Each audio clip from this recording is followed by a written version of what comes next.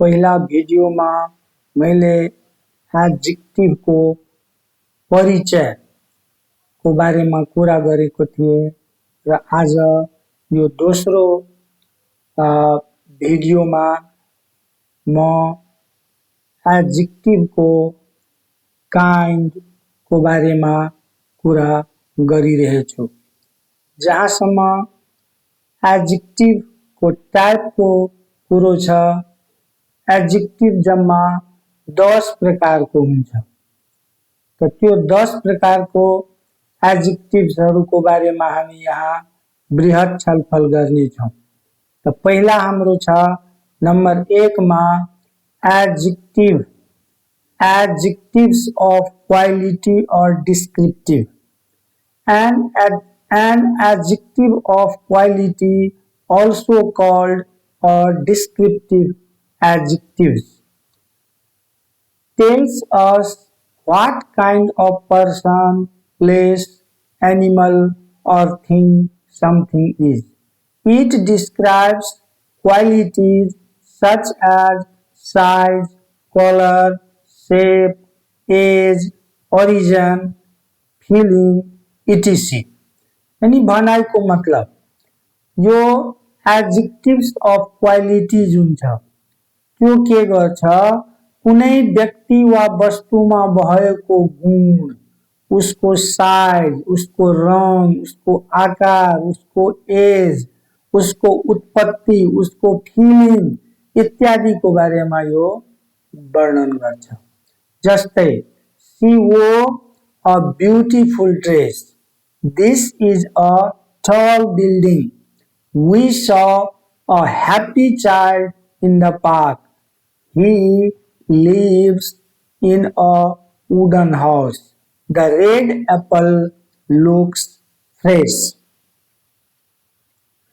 Number 2, proper adjectives.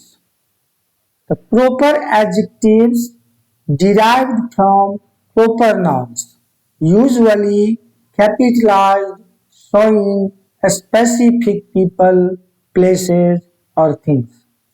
यानी proper adjectives जुन छ त्यो proper noun बाट बनिन्छ र यसको सुरुको लेटर जुन छ सधैं क्यापिटल लेटरमा लेखिन्छ र यो खास व्यक्ति, स्थान र वस्तुको बारेमा बोध गराउँछ।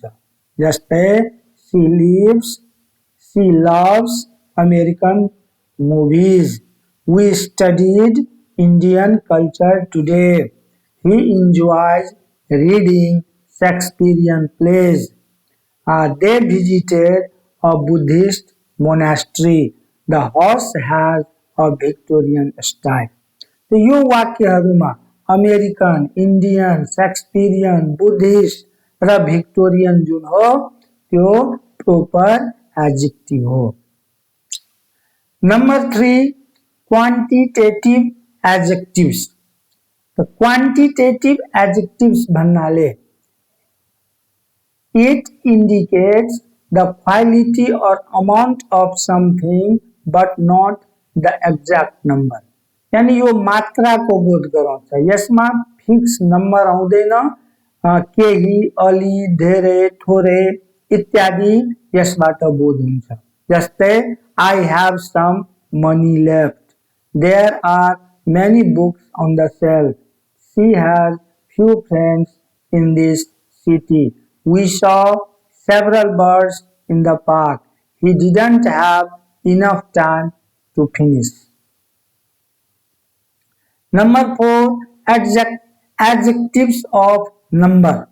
संख्या यानी संख्या बोधक विशेषण।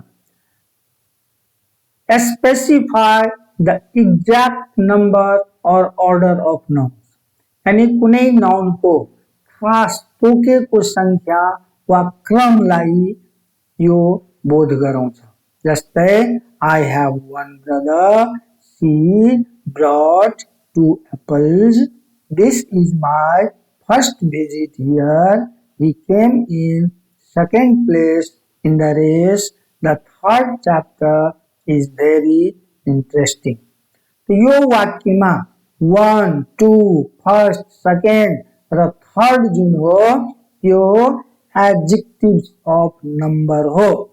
Number 5 possessive adjectives. तो पजेसिव स्वामित्व जनाउने विशेषण। सो ओनरशिप और पोजिशन यानी यो खास गरिकन कुनै व्यक्ति वा वस्तुमाथि सम्बन्ध वा अधिकारको बोध गराउँछ यसबाट। This is my book, is that your pen, his car is new, she lost her keys, they love their shoes। यो वाक्यहरूमा my, your, his, her, their possessive adjectives हो। नंबर 6 डिस्ट्रीब्यूटिव एडजेक्टिव्स वितरण संबंधी विशेषण। Refer to individual members of a group separately. कुनै ग्रुपमा खास व्यक्तिलाई यो बोध गराउँछ। जस्तै each student must submit the assignment, every child likes to play, you can take either road, neither option seems good, any student can participate। र यो either र neither लाई अमेरिकन इंग्लिशमा either र neither भनेर पनि प्रोनाउन्सिएसन गरिन्छ। र यो वाक्यहरूमा each, every, either, neither, any सबै डिस्ट्रीब्यूटिव एडजेक्टिव्स हुन्। नंबर 7 डिमोन्स्ट्रेटिभ एडजेक्टिव्स प्रदर्शनी वा इंगित गर्ने विशेषण।